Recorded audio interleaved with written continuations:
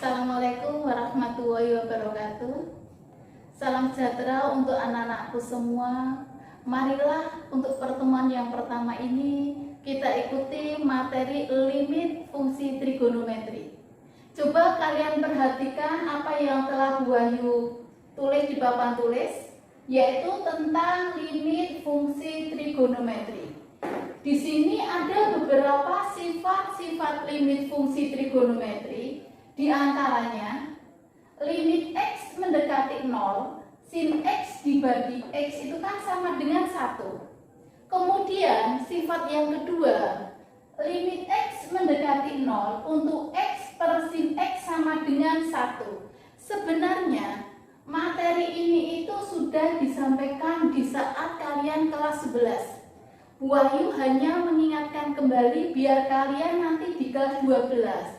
Tentang aplikasi penggunaan limit fungsi trigonometri, terutama dalam penerapan kehidupan sehari-hari, kalian lebih mudah untuk memahami. Kemudian kita lanjut untuk sifat-sifat yang berikutnya, yaitu sifat yang ketiga, limit X mendekati 0 untuk cos X dibagi X sama dengan 1. Mohon maaf, ada ralat untuk yang rumus limit X mendekati 0, X per cos X itu hasilnya sama dengan 0. Yang kelima, limit X mendekati 0, tangen X per X itu sama dengan 1. Sedangkan untuk sifat yang keenam, limit X mendekati 0 untuk X per tangen X sama dengan 1. Agar lebih jelas bagaimana penerapan rumus-rumus atau sifat-sifat ini, marilah kita perhatikan tentang contoh soal berikut. Kalian perhatikan untuk contoh soal yang pertama. Tentukan nilai dari limit X mendekati 0, sin 3X per 2X. Bagaimana cara penyelesaiannya? Kalian perhatikan. Kita kembali ke sifat-sifat yang sudah ada dari 1 sampai dengan 6, bahwa limit X mendekati 0 untuk sin X sama per X sama dengan 1 itu artinya apa?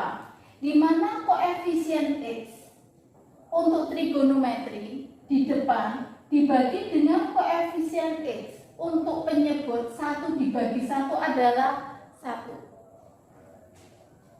Kembali ke soal yang A. Limit X mendekati 0, sin 3X dibagi dengan 2X. Bagaimana cara menyelesaikannya? Kalian perhatikan contoh yang berikut ini. Coba, limit X mendekati 0, sin 3X. Itu kan artinya apa? Sin 3X dibagi X. Padahal di sini ada koefisien 2. Angka 2 mau ditaruh di mana? Itu jadikan sebagai perkalian tidak apa-apa. Berarti 1 per 2. Padahal limit X mendekati 0 untuk sin 3X dibagi X itu nilainya berapa? 3.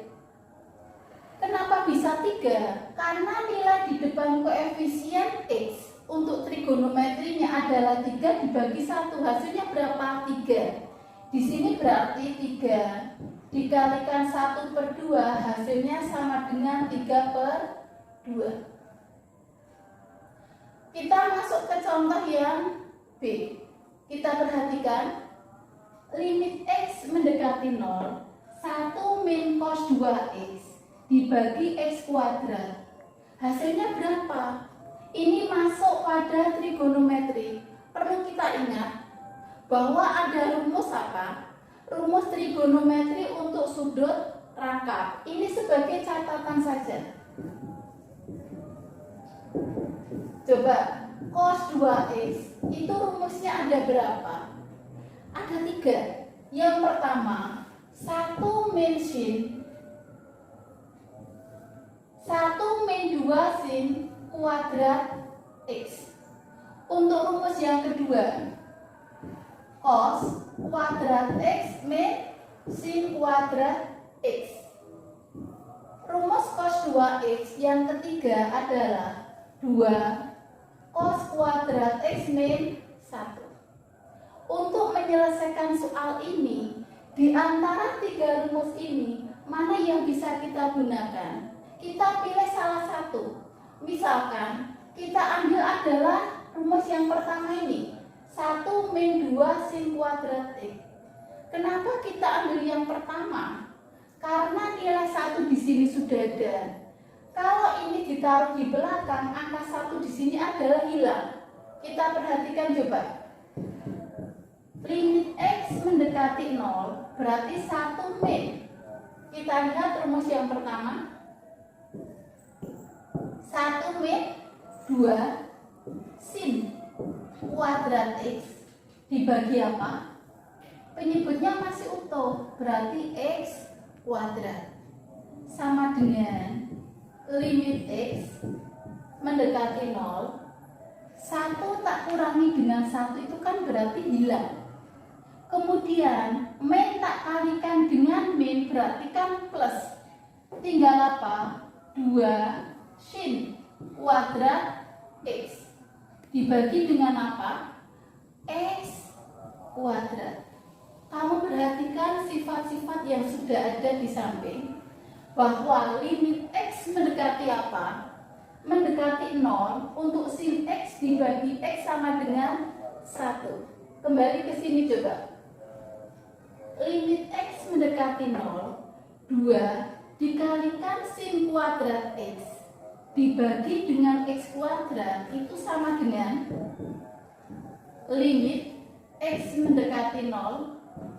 Kalau sin kuadrat X saya pisah, saya jabarkan menjadi sin X dikalikan sin X, yang bawah juga sama, saya jabarkan X kuadrat itu adalah X kalikan X, biar sesuai dengan sifat-sifat trigonometri yang ada. Kalian lihat bahwa nilai dari sin X dibagi X adalah 1. Sin X dibagi X adalah 1. Berarti di sini berapa hasilnya? Limit X mendekati 0, hasilnya adalah 2. Begitu. Kemudian kita masuk ke contoh yang ketiga. Kalian lihat di sini adalah batasan tidak sama dengan 0, berarti ini kita uji cobakan.